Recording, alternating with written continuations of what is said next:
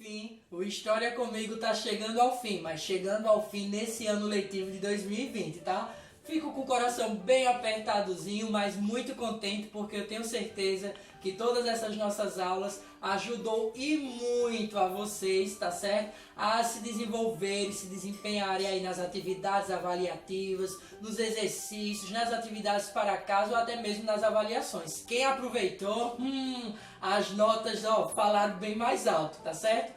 Para a gente finalizar, vamos falar um pouco sobre o desenvolvimento socioeconômico. Nós já aprendemos um pouco sobre a abolição da escravatura, também já aprendemos um pouco aí sobre a importância que o café ele trouxe para o nosso país, tá? No tocante ao desenvolvimento da economia, da indústria e principalmente por ele ter se enraizado lá na região sudeste. Quando eu falo região sudeste, eu quero especificar principalmente São Paulo devido ao clima favorável. Infelizmente, Rio de Janeiro não teve tanta essa facilidade, mas nem por isso deixou de ser importante, até porque era a sede, né, do nosso país na época que nós estamos estudando, tá certo? Então fica comigo, trava na aprendizagem, memoriza aí, seja lá como você aprende, pois vai lhe ajudar e muito, viu? A avaliação tá chegando. Mas vamos lá. Olha só, pessoal, em 1850 a população brasileira aproximadamente estava em torno aí de 8 milhões. 22 anos depois, em 1872, a população já passava dos 10 milhões. E esse grande crescimento ele foi devido também à imigração. E claro, durante todo o período que Dom Pedro II esteve aqui, o Brasil experimentou vários momentos. Isso na economia, de forma social, alguns avanços, alguns regressos e por aí vai. Foi meio que dinâmico, instável, em outras palavras, tá certo? Mas vamos lá.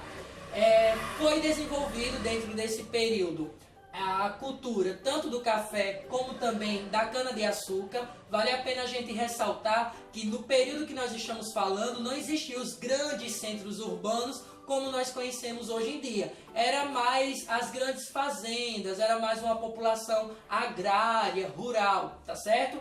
Mas com o passar do tempo, claro, foi se desenvolvendo. Mas, nesse período aí quer dizer que não existia nenhum centro comercial, não existia nenhum centro urbano, não tinha nenhuma cidade que tivesse grande destaque? Não, tinha. E quais eram?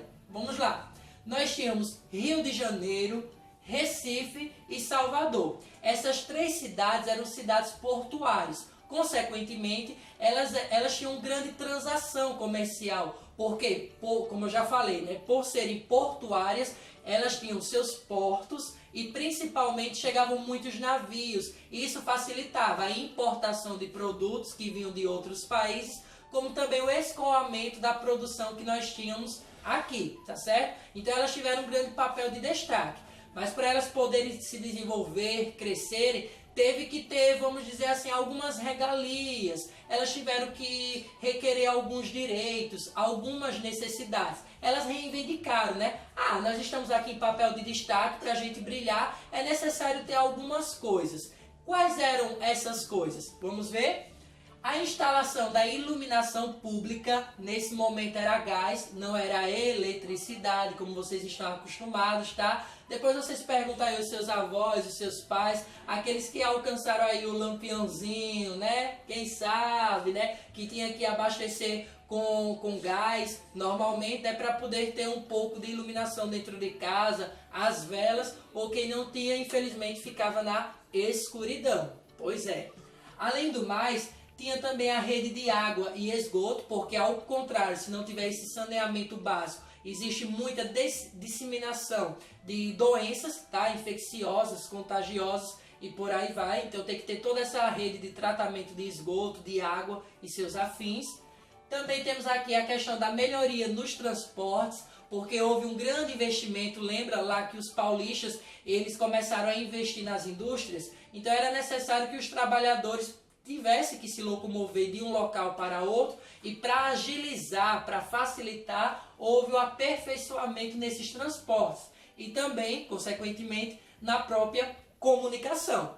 Dentre as pessoas que mais investiram nessas inovações aqui no nosso país, nessas novas atividades econômicas, nós temos o Irineu Evangelista de Souza. Ele recebeu um grande papel de destaque, recebeu nomes de destaque também, nomes nobres, títulos, tá certo? E ele favoreceu também com que muitos europeus instalassem aqui algumas indústrias, principalmente aquelas de tecido, que transformava ali a lã, tá certo? Em fios e, consequentemente, nas roupas. Lembre, lá na Europa eles gostam muito de ser pomposos no sentido de roupa, eles gostam de ostentar, né? Eles gostam de muito luxo.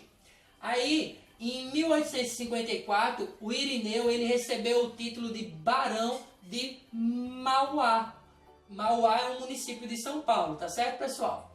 E em 1874 ele recebeu o título de Visconde, não Visconde de Sabugosa, mas o Visconde também de Mauá, tá? Eram títulos para meio que, como ele recebeu bastante destaque, né? Ele, como um dos brasileiros, ele esteve, acima dos demais no quesito de visão, sabe? Por ser visionário, investimento, crescimento e progresso, a forma de reconhecer, sabe? De congratulá-lo foi a que Dom Pedro II acabou nomeando, dando esses títulos nobres para ele. Por isso que eu coloquei aqui que ele está muito vinculado à indústria têxtil, né, de tecido, como eu acabei de falar, e os europeus se apoiaram bastante na perspectiva desse grande cara. Aliás, o cara foi ele, viu? Não foi eu.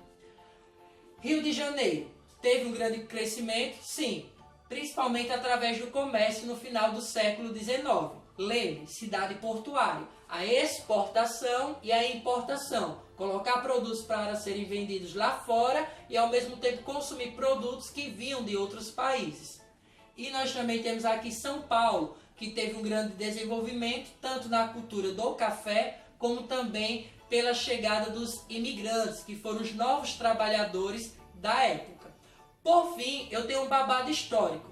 Vocês lembram, minha gente, que todo aquele dinheiro que era empregado para comprar a mão de obra, escrava, ou seja, as pessoas que foram escravizadas, nesse momento, esse dinheiro ele foi revertido. Revertido para quê? Para a importação de máquinas, que acabou potencializando, sabe, dando aquele grande impulso, aquele grande empurrão, tanto na produção agrícola, como também nas manufaturas, certo? Então houve aí um grande, vamos dizer assim, um grande não, né? Mas um considerável processo de mecanização, de potencializar todas as atividades econômicas vinculadas às indústrias, principalmente com o interesse do seguinte: vamos começar a produzir aquilo que tanto a gente importa, né? Então, ao invés de estarmos pagando impostos, isso e aquilo outro, vamos desenvolver a indústria local, vamos desenvolver a indústria da nossa nação, do nosso país. Então, aquele dinheiro que antes era empregado